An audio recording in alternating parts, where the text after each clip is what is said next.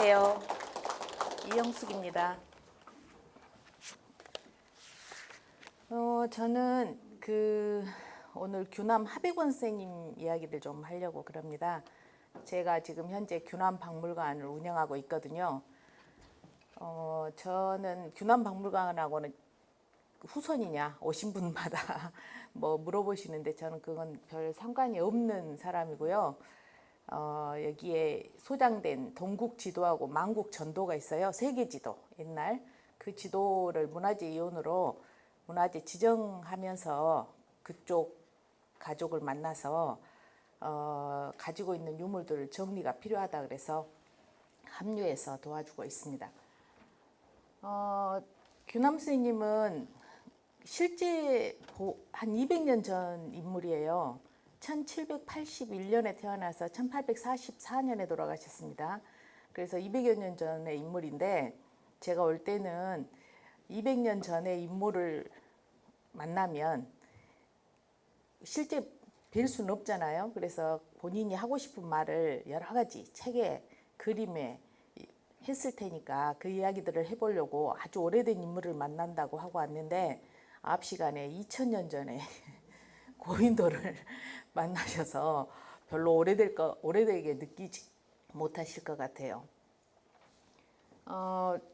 저희 이제 박물관에는 규남 스님하고 그 선대부터 그 후대까지 모아진 유물이 1100점 정도 있습니다. 그래서 1100점 종을 정리하는 게 너무 힘들어가지고 일단 모든 글자가 한문으로 되어 있습니다. 그런데 그 한문을 읽을 수 있는 사람이 요즘은 많지 않잖아요. 거기다가 한문 또 바르게 썼으면 좋겠는데 아주 바쁘게 흘려 쓰신 게 많아서 그걸 읽어내는데도 시간이 많이 걸려가지고 저희가 2011년부터 시작을 해서 유물들을 한 점씩 한 점씩 정리를 하고 있는데 거의 10여 년 가까이의 책을 한 17권 정도 정리하면서 내고 학술대회도 여러 번 했습니다. 근데 이제 그럼에도 불구하고 규남 선생님의 전체적인 성격이나 이런 거를 찾기가 참 어렵다. 아직도 해봐야 될 게 너무 많다. 많은 분들이 그러는데 그분이 남기신 여러 가지 것들을 토대로 볼 때 규남 선생님의 가장 큰 특징이 실학, 현실에 필요한 물건들을 만들고 또 그게 바로 본인이 필요하지 않더라도 다른 사람들이 함께 쓰면 좋을 것 같은 그런 이론적인 것보다는 실용적인 것에 주안점을 두고 사셨던 것 같아요. 그래서 조선의 실학자 규남 하백원이라는 제목으로 이야기를 해보겠습니다. 규남 선생님은 지금 하순군 이서면 야사리에서 태어나셨습니다. 그 야사리는 무등산의 동쪽이고 규봉암 아래쪽에 있습니다. 그래서 규남 선생님의 호가 규봉암 남쪽에 산다고 해가지고 규남이라 부르셨고 또 지금 야사 마을에 살기 때문에 사촌산인이라고도 불렀습니다.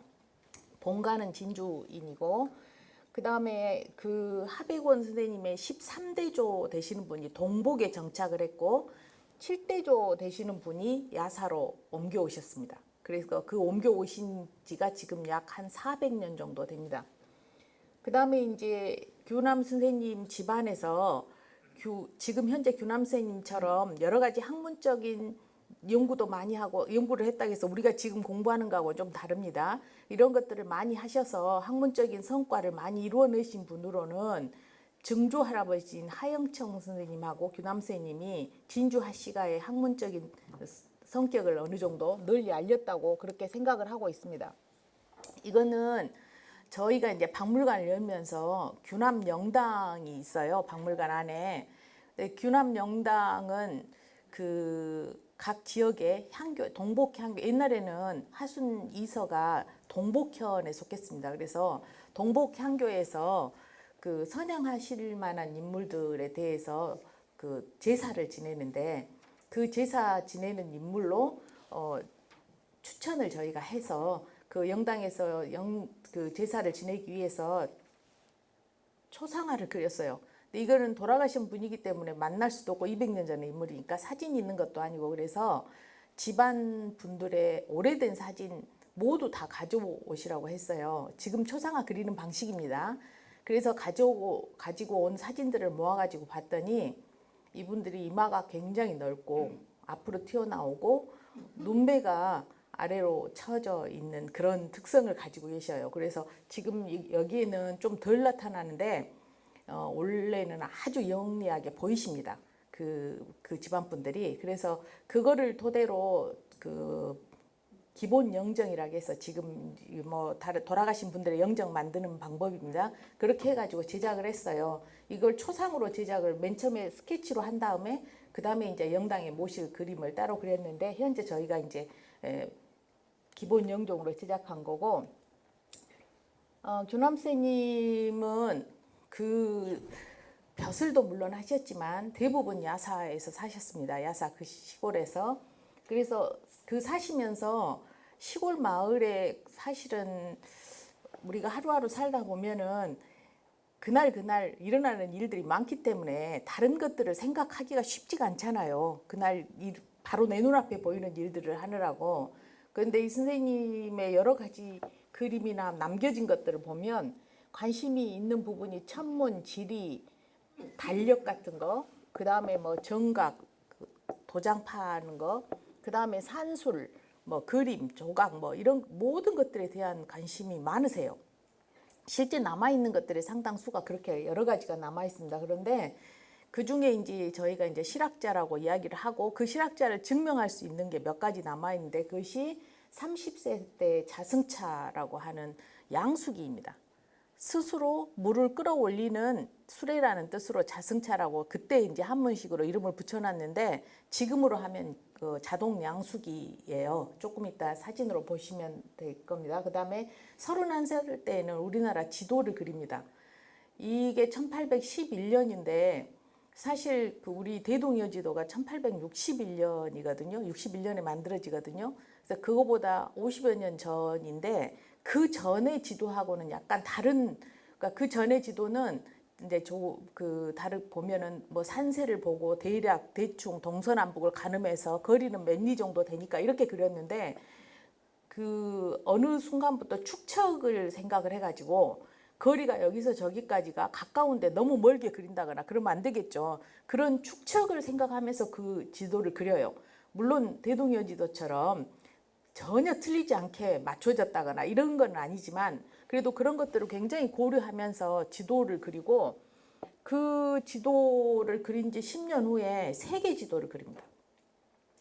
세계 지도는 도대체 우리나라 밖에는 뭐가 있을까 그런 생각을 했던 것 같아요. 그래서 그 지도를 그려놓고 쓴 그 시에 와, 이 강을 건너면 산이 어디로 이어질까? 발해로 이어지지 않을까? 막 이런 시도 있고 그래요. 그래서 본인이 가보시지는 못했지만 우리 땅을 넘어선 곳에는 뭐가 있는지 그런 굉장히 다양한 흥미, 관심 이런 것들을 가지고 있었던 것 같고요. 그 다음에 이제 양수기를 본인이 만들어 봤는데 그 만들어 본 양수기가 그대로 자기 혼자 쓰면 안 되겠죠. 그래서 그거를 조립을 할 수 있도록 도면을 그려요. 그래서 양수기는 나무로 만든 양수기는 남아있지 않는데 그걸 만들 수 있는 조립하는 그 도면이 남아 있습니다. 그래서 현재 저희가 그 도면을 가지고 양수기를 만들어 봤거든요. 그래서 쓸 수 있는지 그리고 지금 국립과학관에서도 양수기를 그 도면대로 만들어 가지고 전시를 하고 있어요. 그래서 그걸 만들어 보았는데 실제 그 물이 닿으면 돌아갈 수 있는 그런 여러 가지 손을 대지 않고도 스스로 돌아갈 수 있게 그렇게 만들어져 있습니다. 그래서 이런 것들이 자기가 생각하는 것을 실제로 활용할 수 있게 만들었을 뿐만 아니라 도면대로 하면 누구나 수십 개도 만들 수 있을 거라고 생각하고 도면을 만드셨고 그 도면을 보고 서유구라고 하는 그 전라도 관찰사가 가뭄이 많이 들어서 그걸 만들자고 해요. 많이 만들어서 이 가뭄에 활용을 해보자 그러는데 더 검증을 해가지고 만들자고 하시는 과정에 비가 왔기 때문에 더 이상 진행을 못 하셨다고 그럽니다. 그래서 그 도면이 남아 있고요. 그 다음에 이 그림이나 뭐 어디를 가셔서도 그냥 오시는 일이 별로 없습니다. 그리거나 시를 쓰거나 또 그림에 그 찍어진 도장 같은 거는 본인이 전부 다 각을 해서 사용을 하셨다고 해요. 그래서 굉장히 다양한 실제로 한 20여 점 정도 인장이 남아 있습니다. 나뭇잎 모양, 또 호리병 모양 뭐 등등 다양한 형태의 도장들을 만들어 가지고 각각 곳에 필요한 그 위치에 적절하게 사용을 하셨습니다. 그 야사 마을이 어디에 위치해 있는지 대부분 아시기도 하실 것 같습니다만은 모르시는 분들을 위해서 야사 마을 사진을 가져왔습니다. 저렇게 산 속에 있습니다. 제가 처음에 2010년 박물관 처음 할 때는 야사 마을이 4개 마을이 있습니다. 야사 1구, 2구. 그런데 한 300여 분이 사셨어요. 지금은 150여 분 정도 사시고 지금 야사 1구 마을에는 제 생각에 50여 분 정도나 사시지 않을까요? 그럴 정도로 깊은 산속 마을입니다. 그래서 그분들이 항상 하시는 말이 지금 요 산하고 제가 지금 이 사진을 찍은 곳은 그 반대편 적벽으로 들어가는 입구 언덕에 올라가서 찍은 거거든요. 그 언덕에다 그 장대를 걸고 빨래를 말렸다고 그렇게 말씀하셨어요. 그렇게 골이 좁은 그런 마을이고 지금 현재 저 뒤에 하얀 건물 보이시죠? 그 하얀 건물이 학교거든요. 야사. 지금은 폐교됐습니다마는 그 학교 옆에 땅이 규남 선생님 생가십니다. 원래 거기에 자리를 잡으셨다고 그래요. 근데 이제 규남 박물관은 그 건너편에 기와집으로 돼 있는 곳이거든요.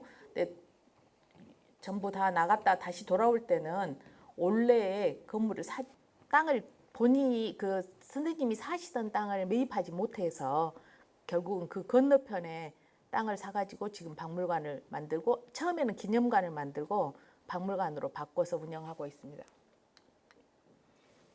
그런 그 마을이 오랫동안 사람들이 살았다는 걸 알려주는 게 당산나무들이죠. 야사 마을에는 이게 지금 전라남도 기념물 235호로 지정된 당산나무가 2개의 나무가 함께 붙어서 있는 당산나무가 있고요. 당산나무는 정월 대보름 때 항상 제사를 지냅니다. 그래서 밤에 제가 찍은 거고 또 이거는 국가천연 기념물인 은행나무가 있습니다. 이건 거의 30m 정도의 높이에 매년 제가 보기에는 닝게를 맞으면서 연명을 하고 계십니다. 돌아가실까 싶으면 그래도 또 그 다음에 꽃 이렇게 잎을 내고 그러시더라고요. 네, 아무튼 그 나무들이 오랜 기간 동안 마을을 지키고 있고 그 오랜 나무가 있는 마을은 오랫동안 사람이 사는 마을로 보잖아요. 그래서 그 마을 당산나무로 2개의 큰 나무들이 있습니다. 오랜 마을의 그 유래를 보여주듯이 적어도 규남쌤 집안이 이쪽 마을에 들어올 때보다 더 먼저 있었던 나무들입니다. 제사 지내는 저희가 이제 당산제를 지금은 이제 당산제가 더 유명무실해졌지만 전에는 풍악도 울리고 굉장히 당산제를 크게 지내는 마을이었대요. 그래서 당산제 지내는 것을 얼마나 많은 사람이 봤는지를 제가 물어봤어요. 거기 가서 할머니들 뭐 그런 분들한테 그랬더니 손이 안 좋은 일이 있는 사람은 참여하지 말라 그래가지고 당산제를 어떻게 지내는지 못 본 분이 너무 많은 거예요.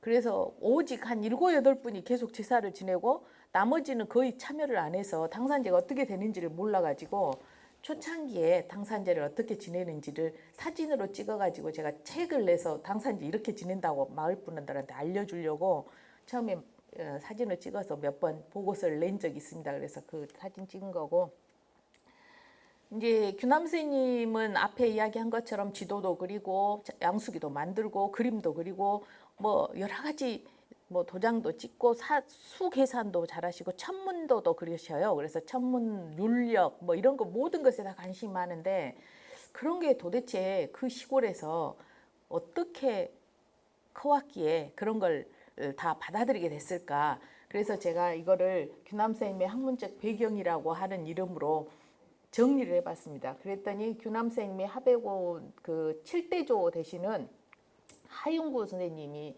그 당시에 이제 동복 현감으로 내려왔던 분들하고 매우 그분들은 서울에서 다 발령을 받고 내려온 분들이죠. 그런 분들과 교류를 많이 하셨을 뿐만 아니라 이제 광해군 때 광해군 2년에 그 사마시에 합격해가지고 그 인조 11년에 대과에 합격을 합니다.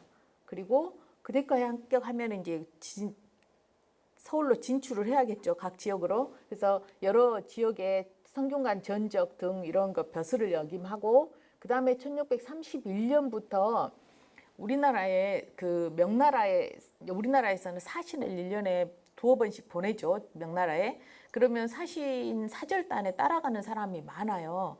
그리고 거기에 가는 사람들한테 다 따로따로 숙제가 있어요. 거기에 속한 사람이 200명, 300명 가는데 이제 저는 주로 그림을 공부하는 사람입니다. 그림을 그리는 하운도 딸려 보내요. 그럼 그 하운드는 뭘 하냐면 거기 가서 그림 재료를 사옵니다. 물감 같은 거. 그러니까 한 사람이 가서 물감도 사고 책도 사고 이렇게 할 수 없잖아요. 그러니까 다 그 필요한 용도가 있는 사람들을 다 모아가지고 가서 각자 자기에게 용이한 것들을 사오는 것 같아요. 그래서 그 사신들이 가서 중국을 굉장히 헤매고 여러 가지 중국 그 상가에서 파는 거 상가였는가? 상가에서 파는 것들을 사오는데 구해와요. 근데 그 중국의 사신으로 갔던 그 정두원이라고 하는 분이 가서 이분은 진짜 독특한 그 생각을 많이 가지신 분인 것 같아요. 뭘 가져오냐면은 천리경. 우리 같으면 이렇게 멀리 볼 수 있는 망원경이죠. 망원경, 또 자명종, 그 다음에 화포, 뭐 그리고 이제 나중에 규남 선생님이 그렸던 세계 지도에 밑그림이 세계 지도를 뭘 보고 뭔가를 보고 그랬을 거 아니에요. 자기가 안 가봤으니까. 그때 그렸던 직방획이라고 하는 책을 가져오셔요. 근데 그분을 만나서 굉장히 친합니다. 그러니까 명나라에 갔다 와가지고 거기서 본 거, 들은 거, 가지고 온 것을 설명하고 이런 것들을 새로운 문물을 듣는 거예요. 그런 호기심이나 탐구심이 굉장히 강했던 것 같은데 이분뿐만이 아니라 우리나라 사람들이 대체로 그 호기심이 강하신 것 같아요. 그래서 하멜이라고 하는 네덜란드의 상인인가요? 표류해서 강진에 왔잖아요. 원래는 제주도에 왔다가 주로 강진에서 많이 살았습니다. 근데 그 표류기에 보면 자기가 이제 강진에 그 3일간 일하고 4일간은 밥을 안 줘요. 그래서 4일간인가를 자기가 혼자 알아서 국어를 해서 먹으라고 해요. 그러니까 여기저기 다니면서 밥도 얻어먹고 돈도 받고 그러는데 그 하멜한테 이상한 자기가 겪었던 이야기. 그 사람이 네덜란드에서부터 일본까지 왔으니까 얼마나 많은 걸 받겠습니까? 그런 이야기를 해주면 정말 좋아하면서 여러 가지 많은 물건과 이렇게 음식을 제공받았다고 그래요. 특히 절 같은 데서 그런 걸 많이 받았다고 하는데 아무튼 새로운 세상에 대한 관심 이런 것들이 많아서 그런 걸 보여주는 사람들하고 많이 친했어요. 그러니까 이미 중국에는 서양의 선교사나 서양 선교사들이 그냥 우리처럼 그냥 성경만 알고 오는 사람이 아니고 대부분 천문학자, 지리, 항해사 막 이런 사람들이거든요. 그러지 않으면 자기 나라를 떠날 수가 없죠. 일단 배에 타야 할 사람은 정해져 있고 타는 사람에게서 너는 뭐 할 수 있어? 그럼 뭐 나는 뭘 잴 수 있다. 나는 뭘 방향을 알 수 있다. 뭐 이렇게 하는 사람을 하나씩 하기 때문에 굉장히 그런 데 뛰어난 인물들이 배를 타고 같이 와요. 그래서 그런 과학적인 그런 측면을 많이 가지고 들어온 중국 선교사들을 만나서 교류를 하게 되는데 이것뿐만이 아니에요. 우리나라 간 사람들도 그렇게 받아들여 오는데 아무튼 정두원이라고 하는 분을 만나서 굉장히 친하게 보냅니다.